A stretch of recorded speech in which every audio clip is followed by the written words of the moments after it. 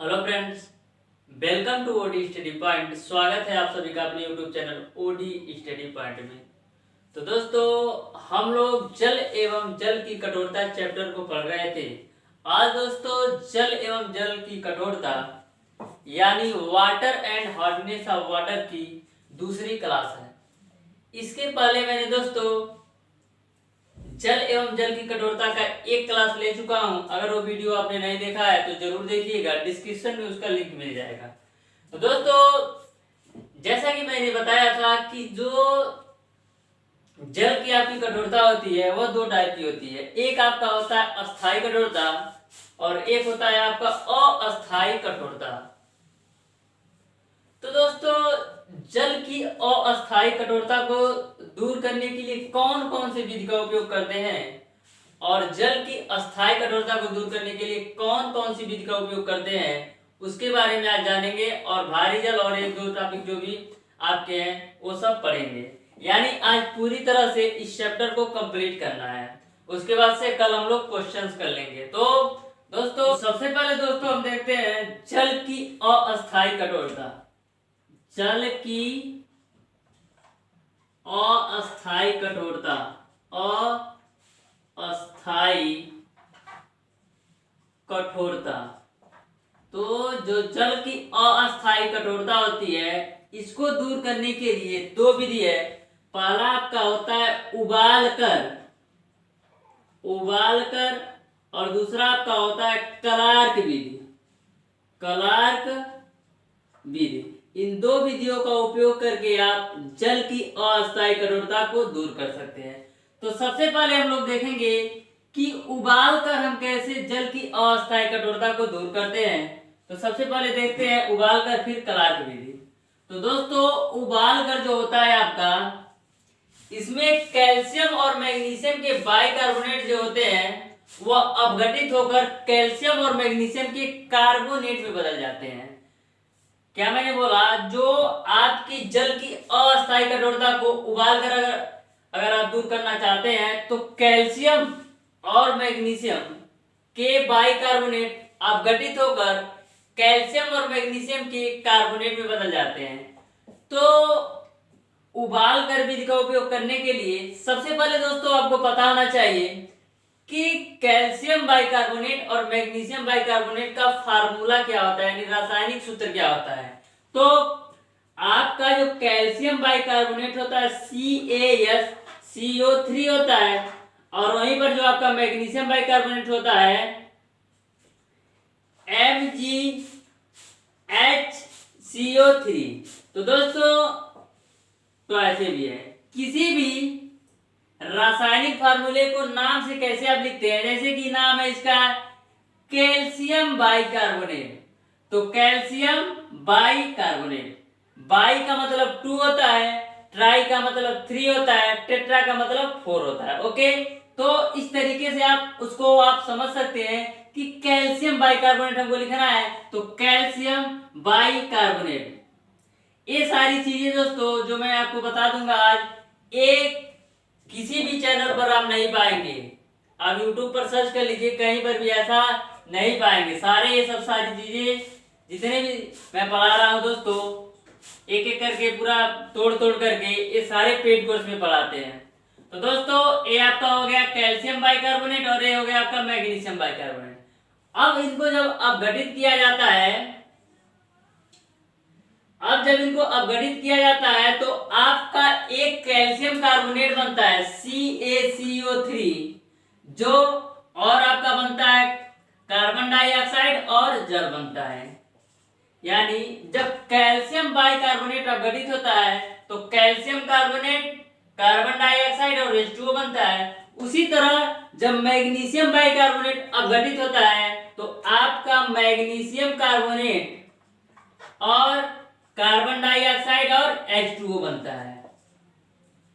आपके बुक में केवल यही फार्मूला दिया है, जो हरियंत्र की बुक है केवल यही फार्मूला दिया है। अगर दोस्तों आपके एग्जाम में इससे प्रश्न आ जाए तो आप कंफ्यूज हो सकते हैं, या यह कह सकते हैं क्वेश्चंस को आप छोड़ सकते हैं या गलत टिक करके आ सकते हैं। तो दोस्तों दोनों समझिएगा, दोनों की जरूरत इसलिए पड़ी क्योंकि दोस्तों हम जो जल की अस्थायी कठोरता होती है कैल्शियम और मैग्नीशियम के बाइकार्बोनेट की वजह से होती है, तो हमको कैल्शियम और मैग्नीशियम दोनों को लेकर चलना होता है, दोनों को सीखना होता है कि कैसे कैल्शियम और मैग्नीशियम दोनों में अस्थायी कठोरता को कैसे हम दूर करते हैं।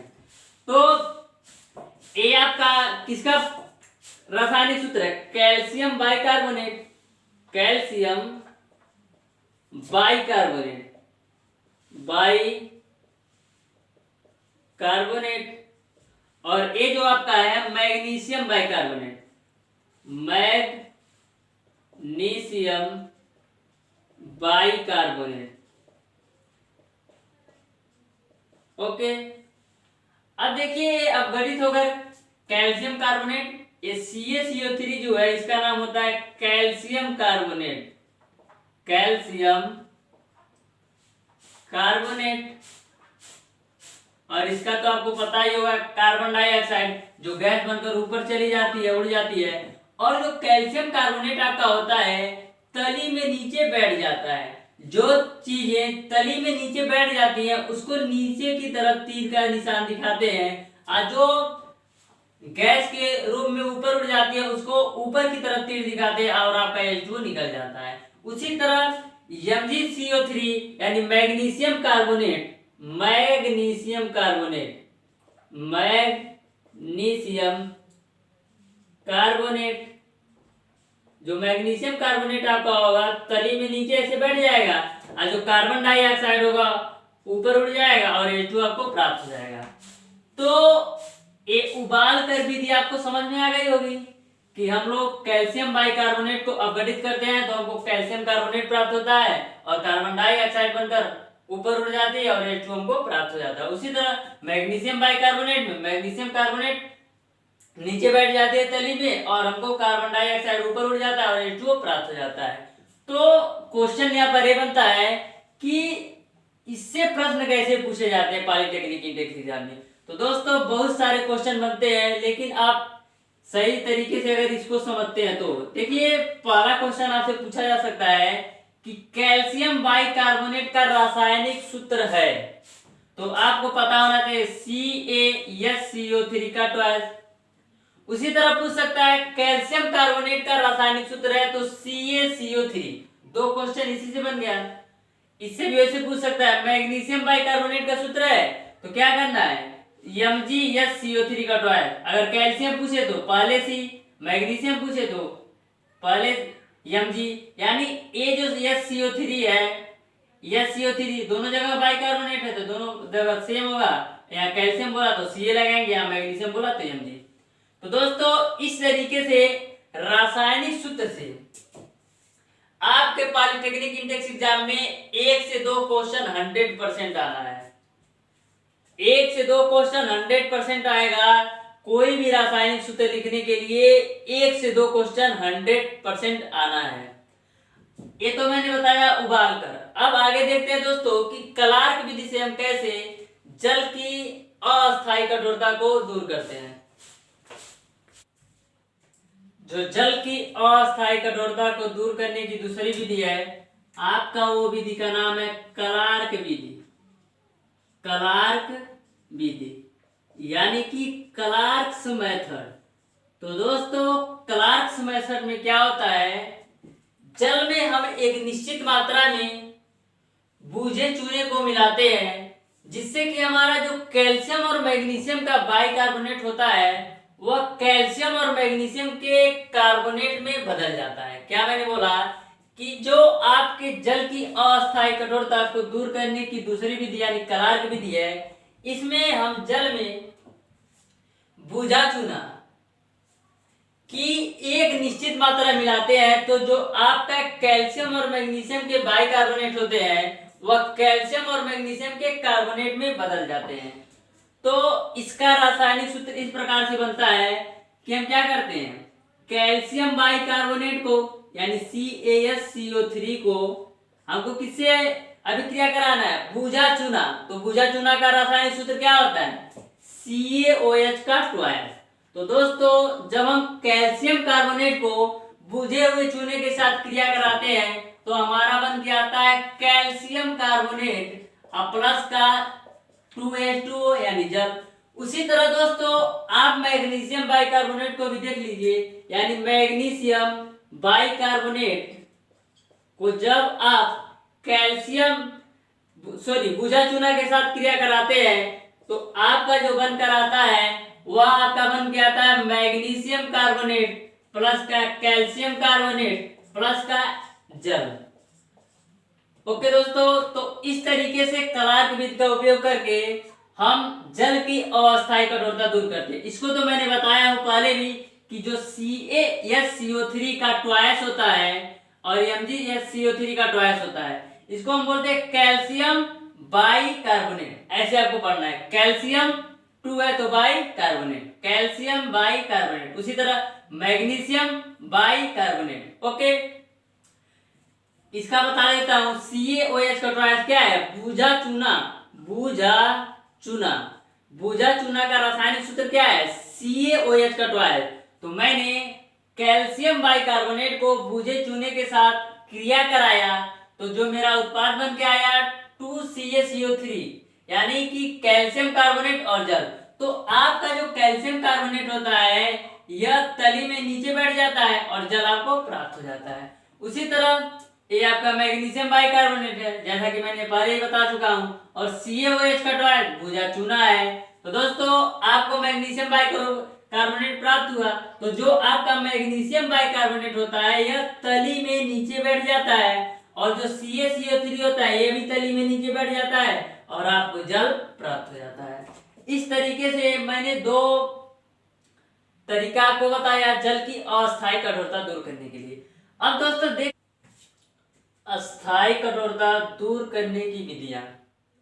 तो मेरे प्यारे दोस्तों, अस्थायी कठोरता को दूर करने की 4 विधियां हैं। पहला परम्यूटेड विधि, दूसरा आपका होता है कैल्गन विधि, तीसरा आपका होता है आयन विनिमय रेजिन विधि और चौथा आपका होता है धावन सोडा विधि।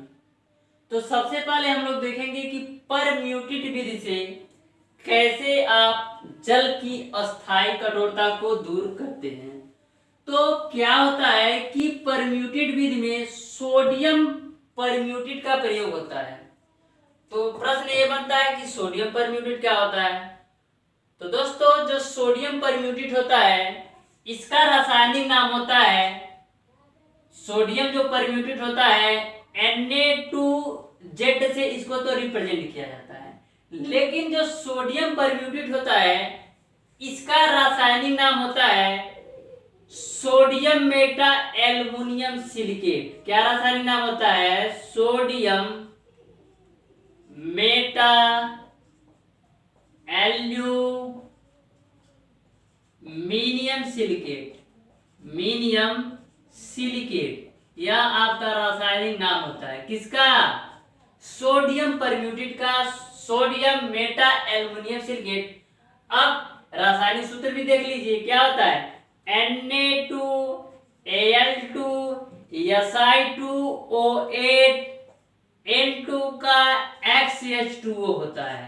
तो दोस्तों एक क्वेश्चन यहां से भी आपका तैयार होता है कि सोडियम मेटा एल्युमिनियम सिलिकेट का रासायनिक सूत्र बताइए। तो Na2Al2 Si2O8 N2 XH2O होता है। ओके, या यह पूछ सकता है कि सोडियम परम्यूटेट का रासायनिक नाम है, तो क्या रासायनिक नाम है? Sodium meta aluminium silicate. Okay, अब दोस्तों परम्यूटेट विधि में कैसे रासायनिक अभिक्रिया होती है, आइए उसको देखते हैं। जो जल की आपकी अस्थायी कठोरता होती है क्यों होती है? कैल्शियम और मैग्नीशियम के क्लोराइड और सल्फेट की वजह से। तो आइए देखते हैं, हम कैल्शियम के साथ क्लोराइड को ले लेते हैं और मैग्नीशियम के साथ सल्फेट को ले लेते हैं। हमको किस विधि से अस्थायी कठोरता दूर करना है? परम्यूटेट विधि, जिसका संकेत क्या है? Na2Z यानी सोडियम परम्यूटेट। तो दोस्तों इसको भी आप सोडियम परम्यूटेट से क्रिया करा दीजिए और इसको भी आप सोडियम परम्यूटेट से क्रिया करा दीजिए। तो दोस्तों जब यहाँ पर रासायनिक अभिक्रिया होती है तो CaZ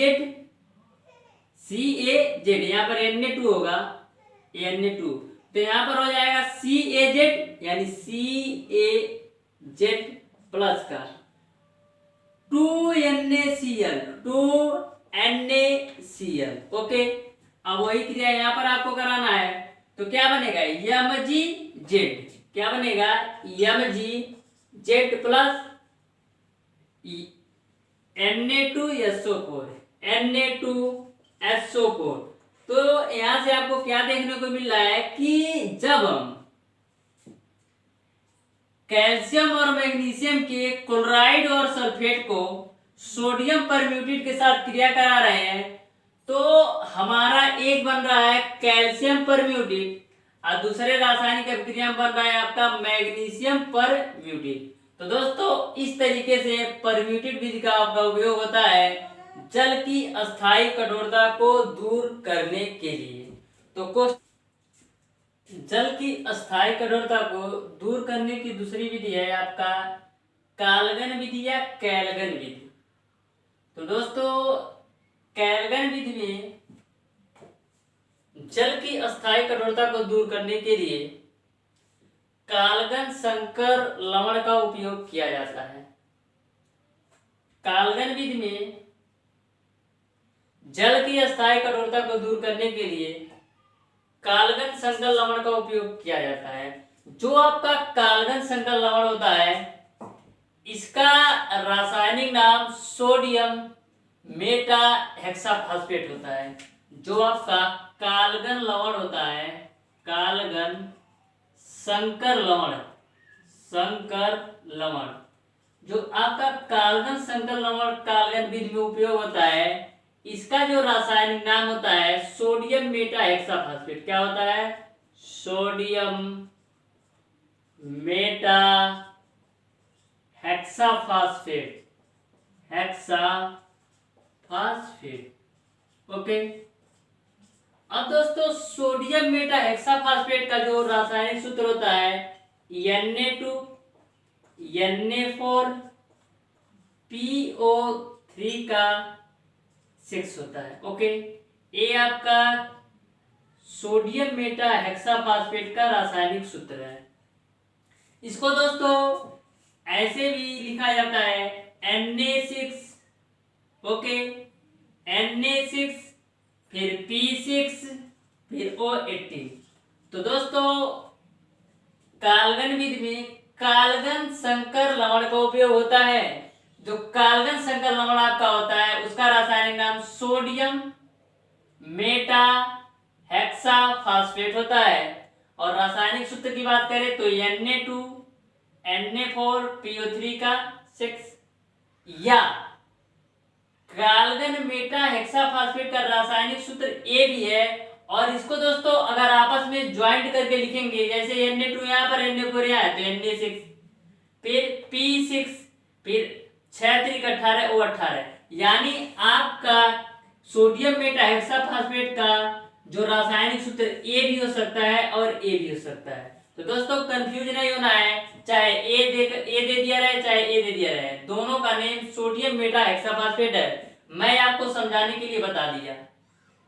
तो दोस्तों काल्गन विधि में इस तरीके से आपका कुछ रासायनिक समीकरण होता है Na2 ब्रैकेट में Ca2PO3 का 6, फिर जब रासायनिक अभिक्रिया होती है तो 2Na प्लस प्लस Ca2PO3 का 6 पावर -2।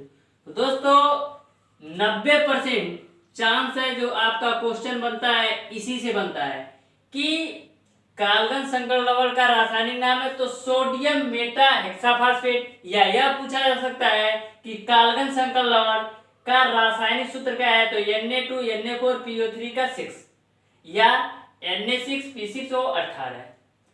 तो दोस्तों नेक्स्ट देखते हैं आयनन विनिमय विधि। जो आयन विनिमय रेजिन विधि होता है आपका, इसमें क्या होता है दोस्तों, जो धनायन और ऋणायन रेजिन का उपयोग करके हम धन और ऋण आयनों को दूर करते हैं। तो दोस्तों जो आपका आयन विनिमय रेजिन विधि में धनायन और ऋणायन रेजिनों का हम उपयोग करके धन तथा ऋण आयनों को दूर करते हैं। तो दोस्तों बेसिकली इससे क्वेश्चन नहीं बनते हैं, आप जानकारी के लिए जान लीजिए कि धनायन और ऋणायन रेजिनो का प्रयोग करके हम धन तथा ऋण आयनों को दूर करते हैं। और जो लास्ट आपका होता है एक धावन सोडा विधि। धावन सोडा विधि, तो जल की जो कठोरता होती है उसको एक विधि होती है धावन सोडा। इसमें हम दोस्तों जल में धावन सोडा को मिलाकर जल की अस्थायी कठोरता को दूर करते हैं। तो इस तरीके से दोस्तों मैंने बता दिया आपको कि जल की अस्थायी कठोरता कैसे दूर करते हैं और अस्थायी कठोरता कैसे दूर करते हैं। और जितने भी टाइप के क्वेश्चन आपके पॉलिटेक्निक इंडेक्स एग्जाम में बन सकते हैं उसको भी मैंने बता दिया। अब दोस्तों एक टॉपिक आपका बचता है भारी जल। तो दोस्तों भारी जल जो होता है हाइड्रोजन का समस्थानिक होता है। जो भारी जल आपका होता है हाइड्रोजन का समस्थानिक होता है। हाइड्रोजन का समस्थानिक होता है, समस्थानिक होता है। ओके। और जो भारी जल होता है उसका रासायनिक सूत्र क्या होता है D2O। और दोस्तों भारी जल का उपयोग कहाँ होता है नाभिकीय रिएक्टर में विमंदक के रूप में। किसके रूप में विमंदक के रूप में, विमंदक के रूप में। तो दोस्तों इस तरीके से आज मैंने आपको पूरी तरह से जल एवं जल की कठोरता को टॉपिक बाय टॉपिक मतलब प्रत्येक टॉपिक को 1 बाय 1 करके सारे टॉपिक को आपको पढ़ा दिया है।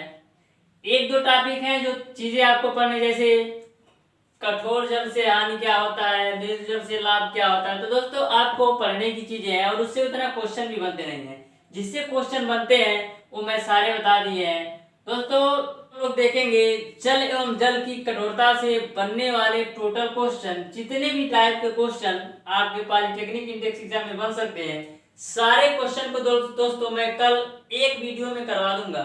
तो दोस्तों वीडियो अगर आपको अच्छा लगा हो तो जरूर शेयर कीजिएगा दोस्तों। और दोस्तों हमारे चैनल ओडी स्टडी पॉइंट को अभी तक अगर सब्सक्राइब नहीं किए हैं तो तुरंत दोस्तों सब्सक्राइब कर लें। बेल आइकन दबाना बिल्कुल मत भूलिएगा, जिससे हमारी लेटेस्ट आने वाली वीडियो मिलती रहे। धन्यवाद।